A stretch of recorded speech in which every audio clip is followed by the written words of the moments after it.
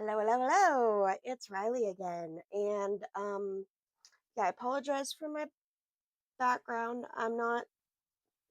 I wasn't super expecting this to be this when I started this channel because I was thinking, oh, I'm just gonna like make silly videos about the things that I'm making because I like crafting things and I like drawing and stuff like that. So I was thinking this was gonna be more of an art channel, but I think I might have actually solved the timeline piece of FNaF, and I'm a little mind blown. And if I'm right, I want to get it out to the community as fast as possible so that other people can make videos on it that are like better at editing and stuff because I quite honestly want to watch them. Um, so with that said, buckle up and strap in because if I'm right, this series is insane and like most of the things we're thinking are completely backwards and wrong. Um, so let's get into it. I am coming at this from a few different thoughts, and I've got a lot of notes here. I've had to do a lot of compiling of things over the years. So, like, I have all these notebooks. I can go into specific things later if you want to let me know in the comments what you're curious about.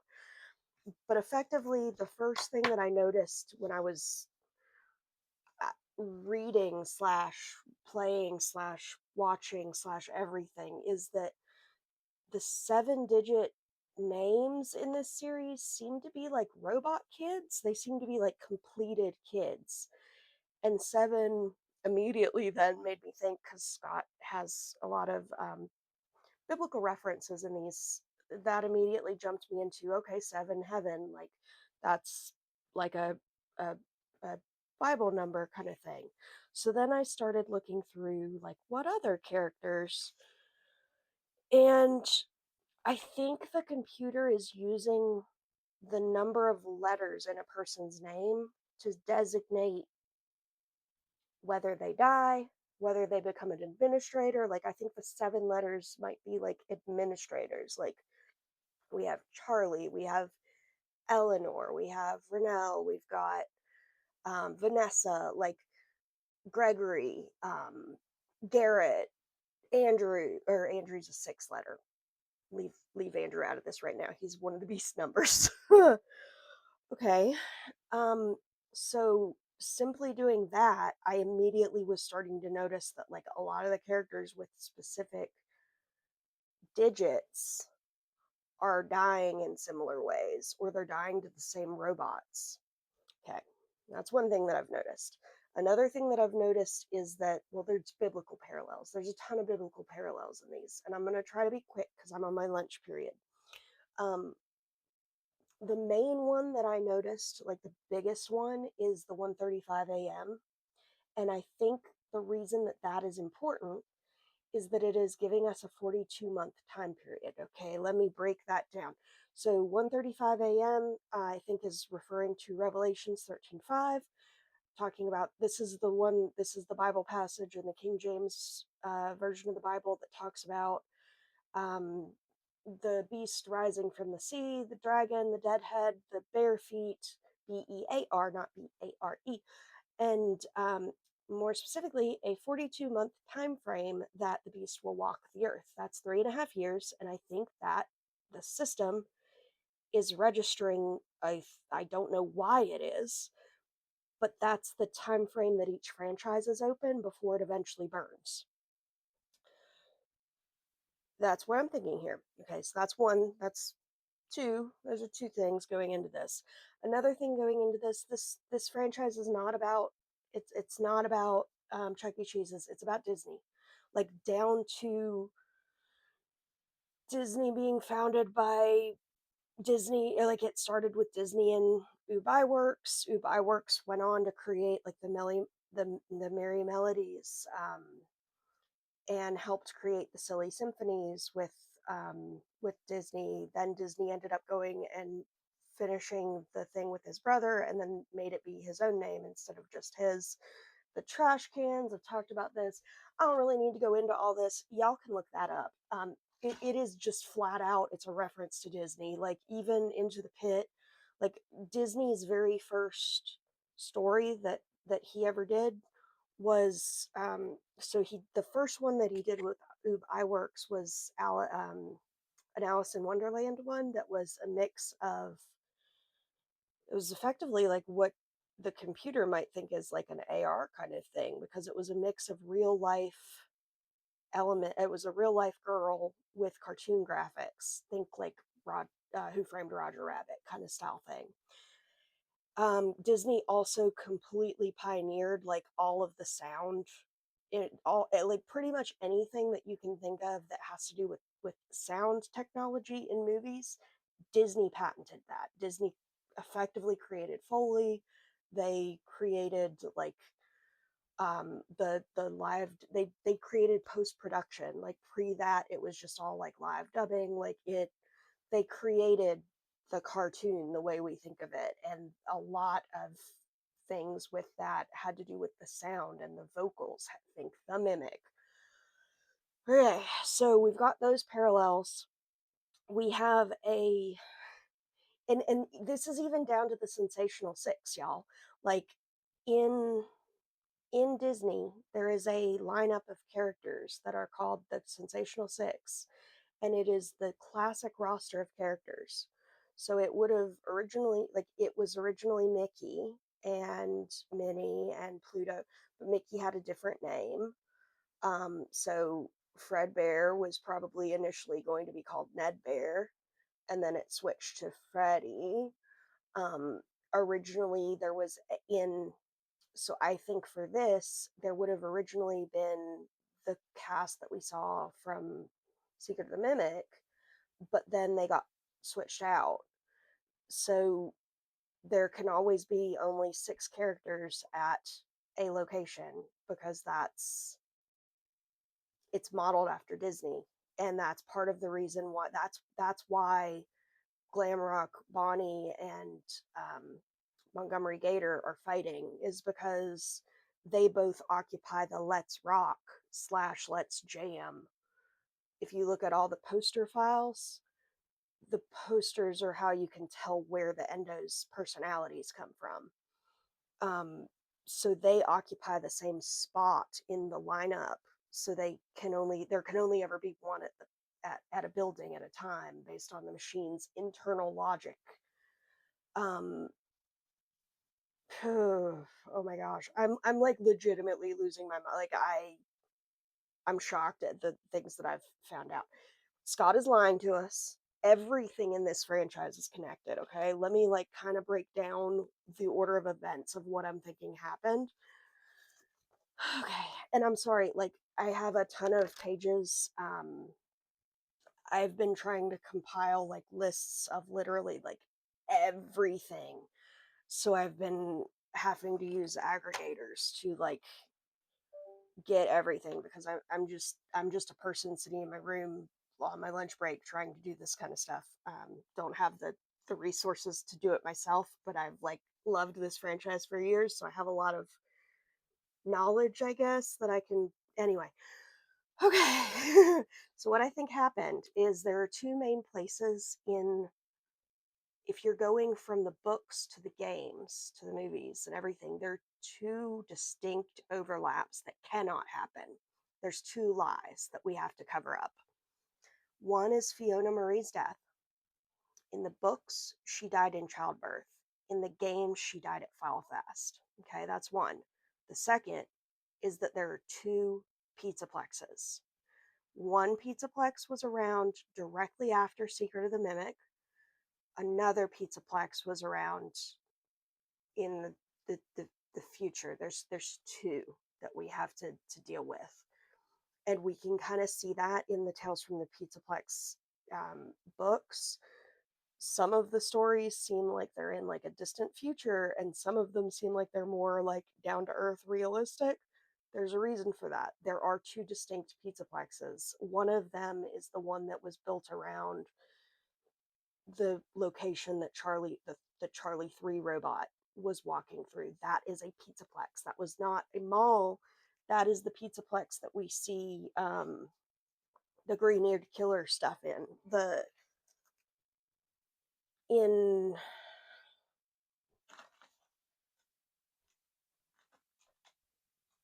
I think it's this one. I think it's this graphic novel. We see, yes, it is this one. It's Tales from the Pizzaplex graphic novel 2. Everything in this story, this is the earlier Pizzaplex. This is the one that was around right after Edwin Murray Sr. There is no junior. I'll get into that. But that's just a mimic. But like this, like here where you see the building. Oh my god. I have other things marked in this book because I'm trying to track down all the posters and stuff. But like you see here, you see like right here, there is a building. It's a building inside the building. They just like made a building around one of the old pizzaplexes or one of the old pizzerias. This this is the this is where Charlie 3 goes. Okay? This is the building that Charlie 3 is in. They connect. I think what happened is Fiona really did die in childbirth. Her husband was Edwin Murray Sr. Edwin Murray Sr. was living in a lace factory.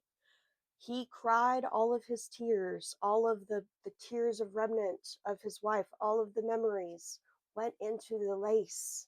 They went into the fabric that would eventually become the outside shells of all of the FNaF characters, all of the Freddy's, everything. Every single bit of fabric. There's a reason it's called remnant. Remnant is fabric scraps. It's not just like the remaining memories of a person. Every bit of this building is haunted by the memories of Fiona. She is literally cried into her tears are stained into the fabric itself. Not her tears, Edwin Sr.'s tears over the grief of losing her. Then he creates Fiona. He creates M1. Okay, there are 4 of them. There's 4.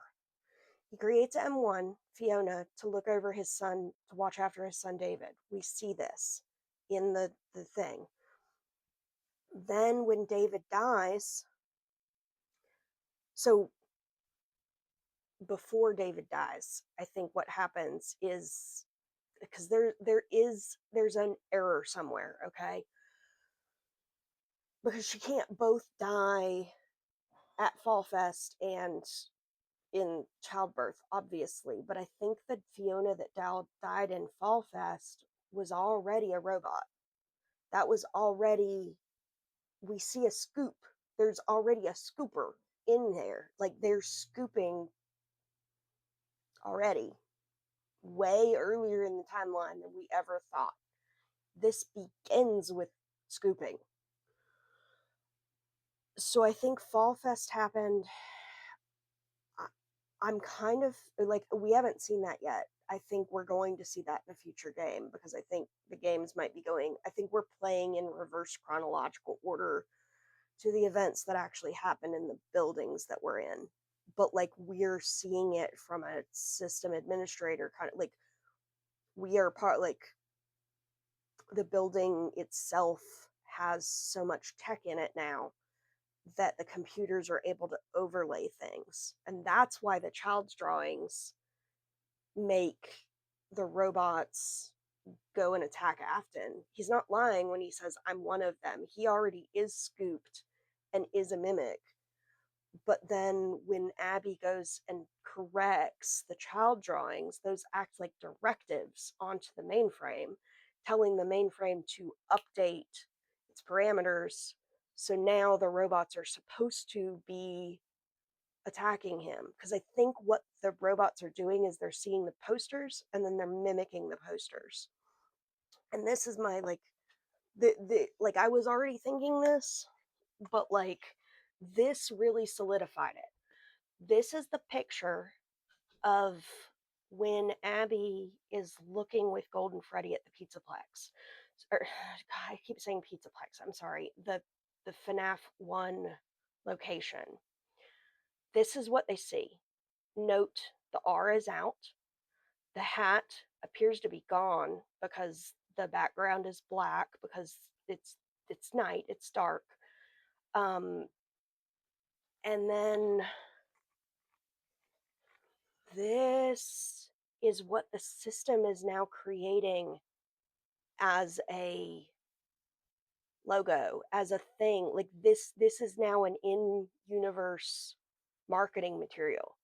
The system saw the building and updated its memory banks on what the building is supposed to look like, and then it shot back posters of what the building should look like. Okay, are you with me? Like, have I driven anybody off the deep end yet? Um, Another thing that here, this picture is clearly showing, like, if you look, and I'm sorry, I don't know how to edit and stuff yet, but like, it's raining.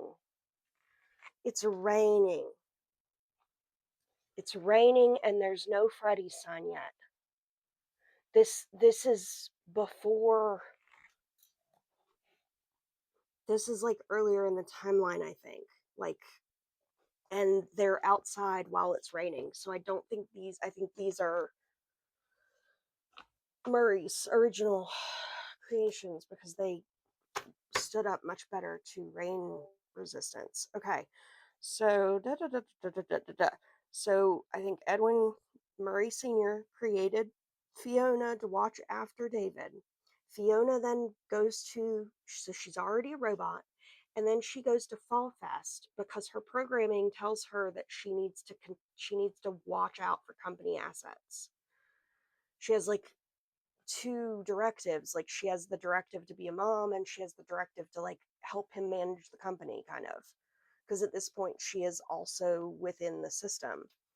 So I think then what happens is she goes to Fall Fest and she burns, but like what happens is the remnant burns away and all that's left is the agony, because like in this series it seems like the remnant is tied to more, it seems like it's tied to cloth, to be honest. Like pretty much every, unless I'm remembering incorrectly, like I think every instance, no, the locket was remnant.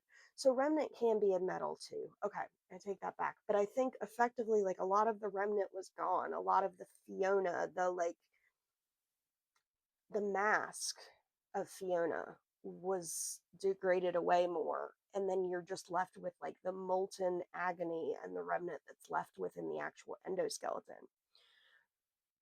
We see time and time again that like somebody is, there's tunnels that go to the sewers that go to one of these buildings, like over and over in the Silver Eyes and in like every FNAF game, like where we can walk around, we end up like down in the sewers. She used the sewers to get back home, and that's what we're hearing with like Murray in the logs, where Murray's like, oh, like, how are you down here, like he already knew she was a robot, but he's surprised she's home. And that's why he's not like super sad that she died at Fall Fest, because in the logs, like he just sounds like he sounds upset, but he's not like, my wife just died upset. I'm sorry to say that, but it's the way I'm hearing these sound bites. And honestly, in these games, because we are dealing with something that can both affect what we're seeing and what we can hear, we can't trust anything that we visually see in these games. Like, to be honest, it can even affect print materials, as we see with these two examples. And I think that is what like the tech stuff is in this. Um, but okay, so after that, after she comes back, and I'm a little murky on the details of where everything happens, but like I have the overall overarching plot of the story. So she comes back. There, she and Edwin Senior would be working for a while on trying to make a new mimic, or on trying to make a new David after he dies. First, they probably were trying to make her a new body, to be honest, and then they tried to convert it into a David once David was run over, which I think that would have either been Afton's wife or Patricia, because we see Patricia's name in the logs of Secret of the Mimic, Pat, and Patricia is Susie's mother. And the dad's already gone in Susie, so I think the system, because I think what is happening is that the robots are targeting. Anyway, I'm sorry. I'm really sorry. I'm like going all over the place, and this is bad. I apologize. But like after David dies, they're trying to create new ones. I think they create 3. So I think there are 4, just like the Charlie bots. I think what we see in Secret of the Mimic at the end, where Arnold is down there, which like Arnold probably is the one that made that hidey hole that we see in Sister Location, because this is the same bunker. So I think effectively Arnold makes that little hidey hole and like all of that, but I don't think he ever gets to where he can actually make David be stable. I think it is probably either Afton or Henry that gets down there and makes David stable. They then steal that tech. They steal Charlie 3 and they start working on it to like adapt it to their purposes. And I think that's where Charlie 3's like programming stuff is coming in, because she's remembering Henry as her father, but if you like all the pictures don't really align with like, I guess they do look very similar, but like they look more like Afton to me in the graphic novels. And then she flat out describes MCM like in the books. The books are definitely MCM. It's not Henry's house. It's not Afton's house. It's MCM. So I think those memories are happening because they tried to wipe her David file and then imprint Charlotte on top.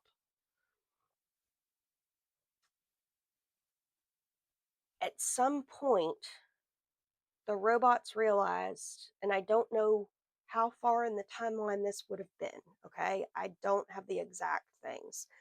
But at some point, they would have realized that to get a new child, they need to look like a person.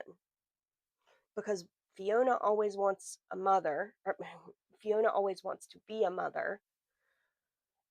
M2, which I think probably is like, it is M2.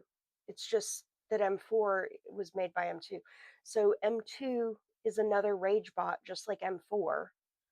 Neither of those can pass in real society. So they are not what Fiona wants, because Fiona wants something that can pass. She's like the whole, like, they're basically making a big hive mind of a Shoggoth, which is like,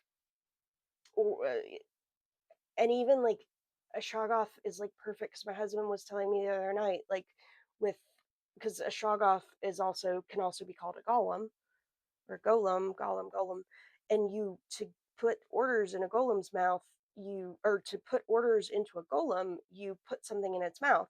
So every time these things like bit a person's brain, they got new programming. um oh my god. So effectively, they would have been going out and trying to get kids to bring back. I think they started by targeting the people that were closest to Edwin. And I think when Edwin stopped helping, they scooped him and wore him around like a skin suit to continue the company. And I think that's why the company goes crazy down this rabbit hole of like being super high tech. And guys, I don't care that he dies. I don't care that Henry dies. I don't care that Afton dies. Don't come at me with like, oh, but they come back later. Remnant, okay? Just there's Remnant on the end of the scooper. All of them could very easily die and come back to life. Okay, that it's not even this series has answered that. And even Phone Guy, like I was re-listening to the dialogue. Phone Guy on like night 2 or night 3 says something about, ooh, but what would happen if they think that you're just a suit? Maybe they'd try to crawl in you. Like that was a hint very early on that Purple Guy is already scooped. Like Afton has never been the bad guy. Afton has always just been a puppet that's been being used. So effectively, once they take Charlie, they go and they try to fix her, and then they realize how like wrong it is, and they lock up the fourth one because she's Circus Baby is very monstrous. Like she does not even pass for being human. Where or Charlie 3 does. Like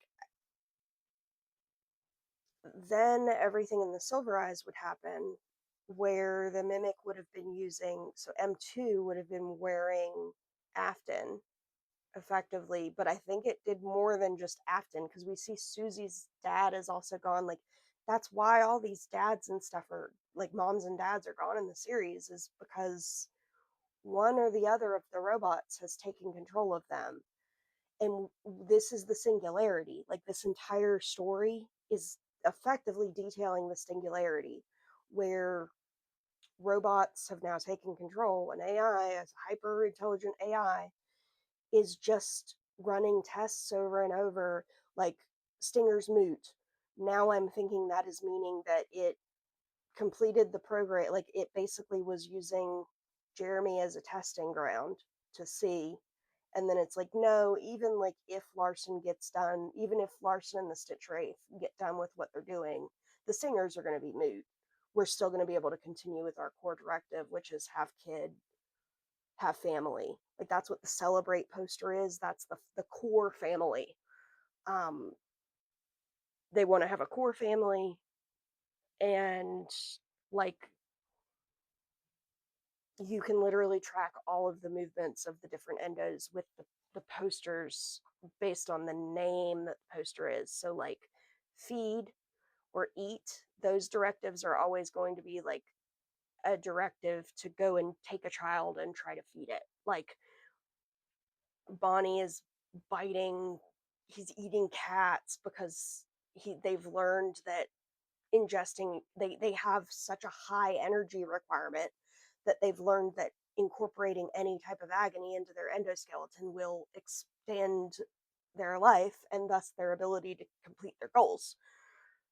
Fetch was the paperclip problem. Fetch was telling us like that a machine will do anything like forever. It's just going to keep trying to do the goal. I think all of the titles of the books potentially, like maybe not the short stories individually, but like their their programming directives, um, potentially at least a few of them. Um, and like even things like exotic butters, like I think that's because it sees Mike, it sees the 4-digit Mike, and then it is getting the feed me command, and so it tries to give it milk, but there's no milk, so it gives it what is in the registry item. It gives it butter. um whew, so yeah, if we're going through this backwards, then the next thing that happens would be, so we've got David dying. Then we have Arnold coming through the Secret of the Mimic. Then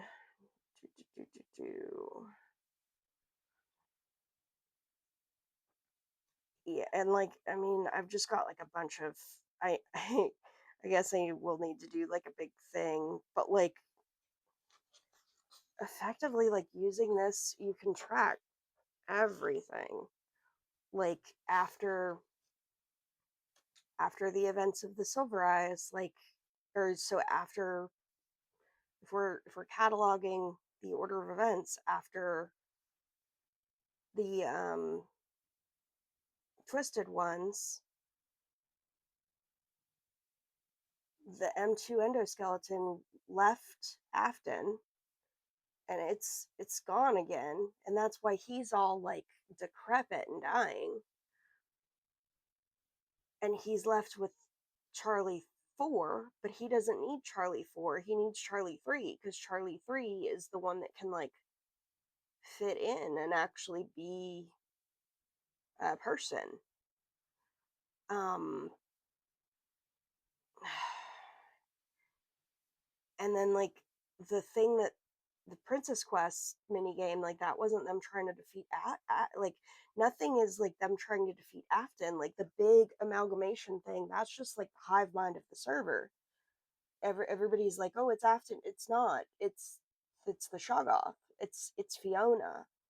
It's the computer has just been like taking masks, taking directives, taking all this stuff, and it just keeps adding and iterating on the same commands and getting bigger and bigger and bigger.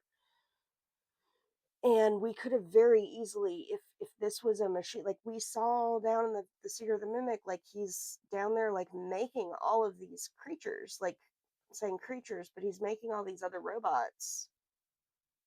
We could have very easily seen a hyper like crazy pizzaplex, like what we see in Security Breach back in the 80s, if robots were running the show. And I think that's what the books have been trying to tell us, is that Gregory and stuff is potentially from way earlier in the timeline than we thought. And that Pizzaplex is potentially way earlier in the timeline than we thought. Which I think what happened with Landmark Freddy is like he saw a 7-digit letter, the 7-digit letter crying child, probably that he recognized maybe having bitten, and like his servers go offline. He's now disconnected from the mother network. So he's no longer getting commands from Fiona, but then at some point he gets hijacked and then is like starting to get commands again. But yeah, in like I think that's why they took Chica's voice box out, is because she's like always lying and like trying to get you to follow her and like cajole you and like all this stuff. Um oh, and Golden Freddy I think is 2 characters. So in the movie we definitely 100% see that Golden Freddy, there's a there's one shot where you can see the wall, and I'll do a bigger, deeper video on like exactly, because I have like laid out like where I think all of the short stories and everything fall into this, but I just want to get the base thing out, like I said, so that other people can start theorizing off of it. Because this isn't what I thought I would be making my channel on, and I'm really bad at editing, and y'all aren't going to believe me if I'm not good at editing, so let somebody else make you believe. Um, but like, I think Gold Freddy is like, so in the movie we see a very clear image of a picture on the wall where one of the children has a separate head put on top. And so I think that is potentially covering Andrew, like trying to cover the angry spirit with like a soothing thing. But I'm also wondering if it's trying to show that like it's working in combination with Abby, maybe in some way, shape, or form. Like Abby was meant to die. She had a 4-digit name, like she has 4 digits, Earth. Those people are slated for death. but she didn't. They they did the command to kill her. The spring locked, and Mike was able to pull her out before she died. And now they don't know what to do with her because she is like an incomplete code kind of thing. Like she should be dead, but she's not. So she's not a ghost in the machine. A ghost. I don't think they're real ghosts. Um, and so I think that is also part of why she's able to like hack the drawing and like update their systems like that. I'm not entirely clear on how that would work. That's just like a thought in my head right now. Um, oh, and I think like guys, there can very easily be multiple Golden Freddies. Andrew can be a Golden Freddy. Cassidy can be a Golden Freddy. Like there can be multiple kids in different bots, if that makes sense. I think Ballora is definitely like I'm personally thinking that potentially sister location is either Ballora being Charlie 3 or Ballora being Charlie. Like, I'm not sure if Charlie 3 is connected to Ballora or Circus Baby, because I know you would immediately assume it would be Circus Baby, but Ballora is the more aggressive of the two, which kind of makes me think that the violent one actually got into her. Um, but I think, like, at the end of that graphic novel, like, we see Charlie 3 and 4 merge together as one being. Like, it's wearing. Oh, I think I've got it right here. Hold on. Yeah, I've got it right here. Okay. So this, that's Charlie 3 and 4 together. She's wearing a dress like Charlie 4. She's wearing the boots of Charlie 3. She's wearing colors of Charlie 3. And she's smiling like Charlie 4. Like, this is, she just found her next 4-digit victim. This is not a good thing that she is going off into the distance with John. They are just going to go kill him and assimilate him into the hive mind. Um,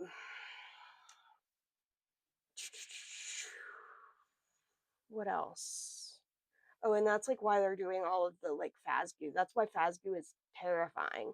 Is like because within a few years they figured out how to go from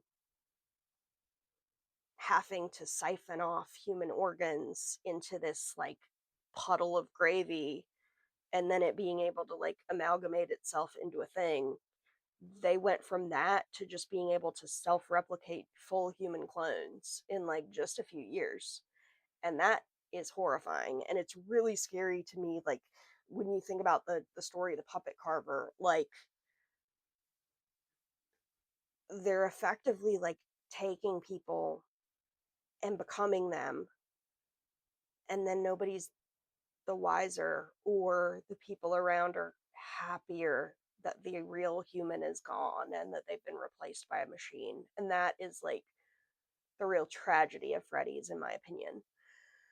Um, Also, like other random thoughts, like the psychic Fredbear. I think that was showing us that that is supposed to be tied to the tag along Freddy in the cliffs.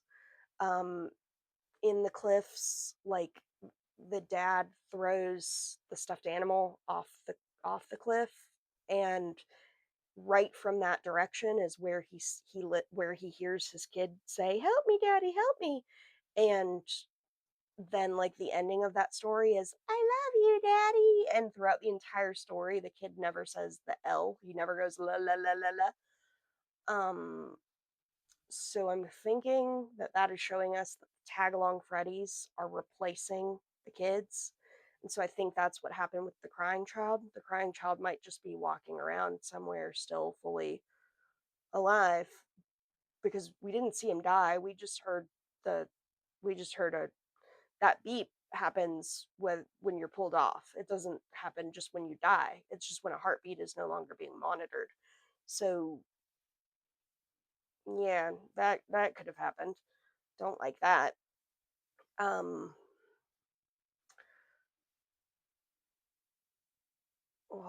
there were a couple other things.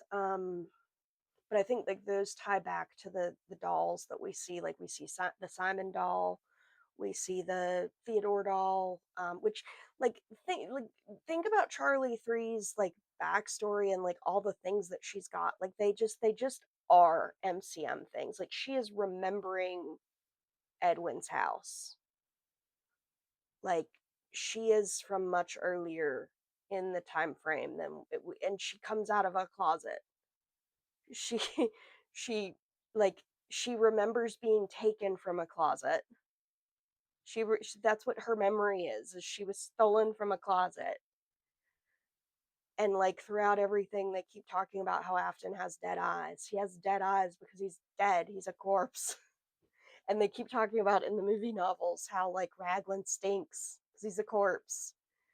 And uh Vanessa, I think, might be Talbert's daughter, or Taggart, Talbert or Taggart. The one that was studying, there was one that was studying agony, and he had a bunch of agony items. And one of them was a mirror, which I don't know if it's the same mirror or not, but one of the items that Vanessa had in her bag is a mirror, and I think that is connected to Susie because in Coming Home, so at the end of Coming Home, the whole time Susie's been drawing pictures trying to get her sister to locate something, and her sister sees what I think she was trying to show her was because the pictures are like her and her sister and then like a thing in the middle, or like her and like another girl and a thing in the middle, and her Samantha interprets that thing in the middle as a magnifying glass saying she should search for something, and so she interprets the other thing as a doll because that's what Susie and Samantha fought over last. I think what Susie was actually trying to say was me on this side of the mirror, you on this side of the mirror, like Alice in Wonderland kind of thing. And like, if that's the case, the mirror might actually be the literal toy that Susie's remnant is like stuck inside. Because, and I don't think okay. And if that is the case, I don't have a lot more time, so I'm going to try to. So if that's the case, then Susie didn't go off into bright, like she didn't, her soul didn't go away. She just resolved all of her lingering doubts and was able to go back with, like, the clear slate was able to go back with Chica. So, like, now they're just able to use her for energy because instead of her actually finding the item that is housing her remnant, they resolved a debt, kind of. And then I think them showing the leaf falling and the moon cresting on the thing is showing the clock, the literal clock of this system. Because, like I said, it's 3.5-year increments.